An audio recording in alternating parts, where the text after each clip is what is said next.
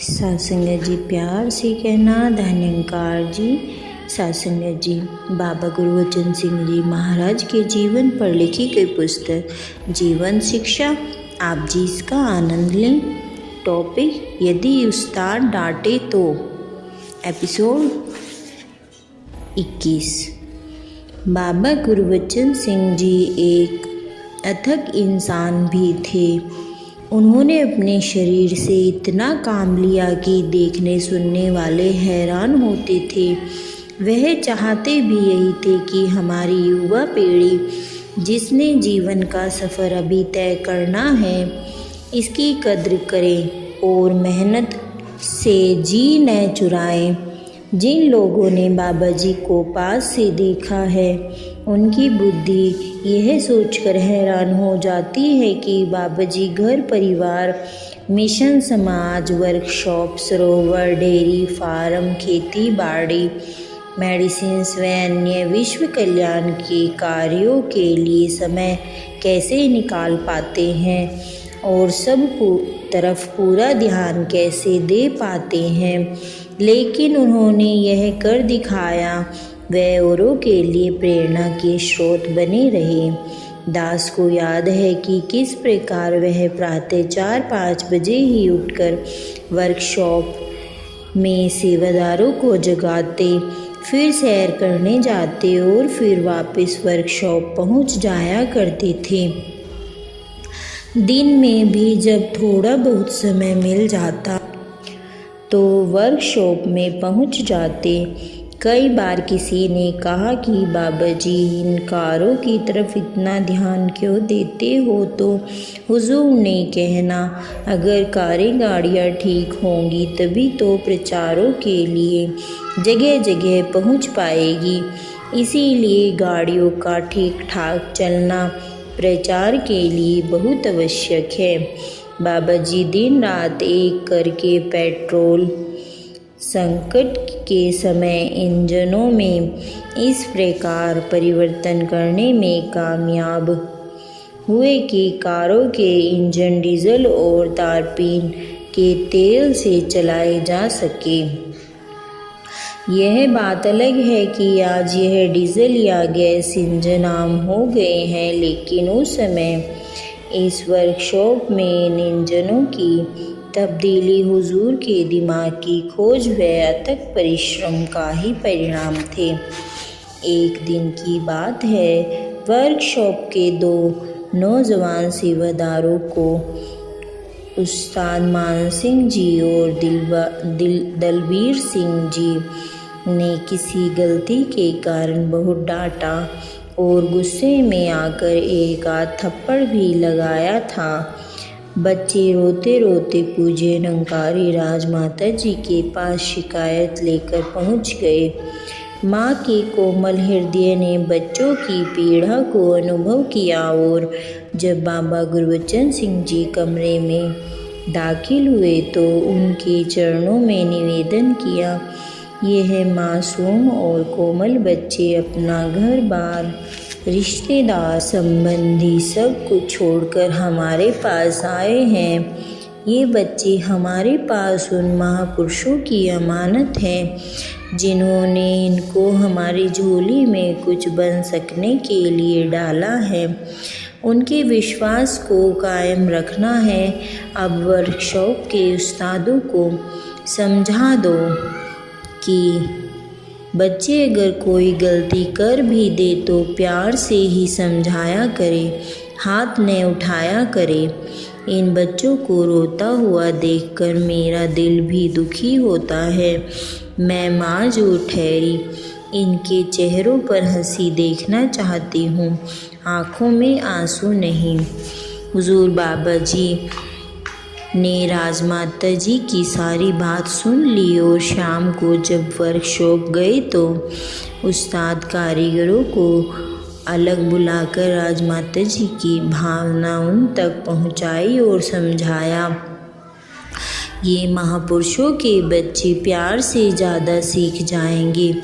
इसीलिए अगर बहुत ही आवश्यक हो तो डांट डपट से काम ले लिया करो, लेकिन हाथ ना उठाया करो।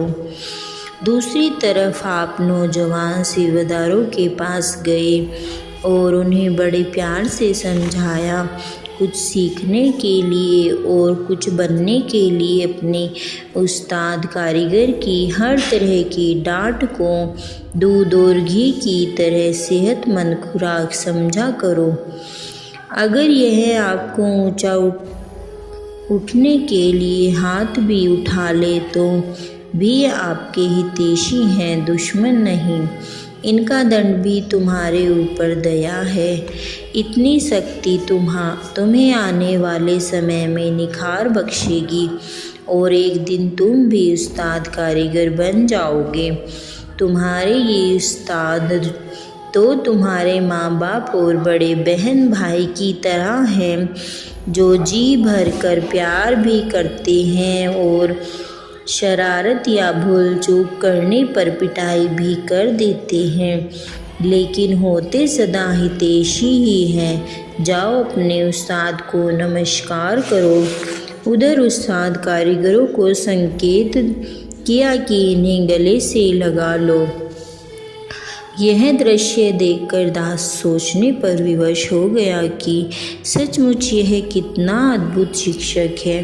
कितनी बड़ी शिक्षा इन्होंने सहज में ही उस्तादों को भी दे दी और सीखने वाले शागिर्द को भी।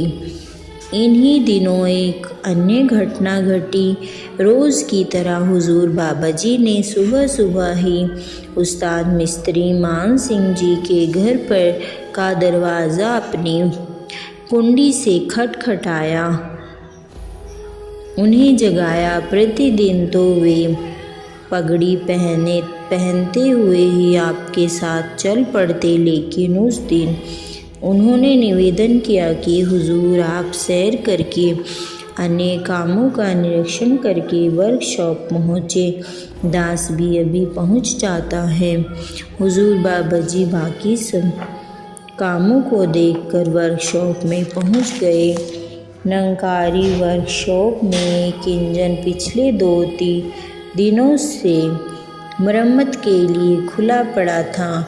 हुजूर भी इस इंजन के पास एक लकड़ी की बनी चौकी पर बैठ गए। इंजन के पुर्जों का निरीक्षण करने लगे। वर्कशॉप के बाकी सेवादार भी हुजूर के साथ लग पड़े। हुजूर बाबा जी चाहते तो पल भर में उस इंजन को ठीक कर देते, क्योंकि हेड मैकेनिक मान सिंह जी को सिखलाई भी उन्होंने ही दी थी, लेकिन आप तो अन्य कारीगरों को कुछ सिखाना चाहते थे। बाकी कारीगरों से इंजन की मरम्मत का काम सुचारू ढंग से नहीं हो पा रहा था। हुजूर बाबा जी ने सहज ही वहाँ के बाकी सेवादार कारीगरों को संबोधित करते हुए फरमाया, देखो मान सिंह जी के बिना हम सब अधूरे हैं। जब तक वह नहीं पहुँचेंगे हम काम को सिरे नहीं चढ़ा सकते। वह हमारे लिए इम्पॉसिबल है। उनके बिना हमारा गुजारा नहीं। किस तरह आप सब ने बनना है। यदि जीवन में उन्नति करनी है तो मेहनत, लगन और धैर्य के साथ काम में जुटे रहो, ताकि एक दिन तुम भी अपने काम में माहिर हो सको। अगर मेहनत और लगन से काम नहीं सीखोगे, छोटी छोटी बातों में ही लगे रहोगे, तो गुजारे लायक काम तो सीख सकोगे, लेकिन कोई महारत हासिल नहीं कर पाओगे। जब तक किसी इंसान के पास अपने काम में महारती नहीं, तब तक उसकी कोई कदर नहीं बनती। दास सोचने लगा कि यह अथक कर्मयोगी महात्मा न तो खुद पल भर का समय हाथ से गंवाता है और न ही यह चाहता है कि इस बहुमूल्य जीवन को व्यर्थ किया जाए। साथ ही बातों बातों में यह भी सिखा देते हैं कि तप, त्याग, लगन और विश्वास के बिना कोई सांसारिक प्राप्ति नहीं हो सकती। आध्यात्मिक प्राप्ति तो बहुत उत्तम और श्रेष्ठ है। साथ संगत जी प्यार से कहना, धन निरंकार जी।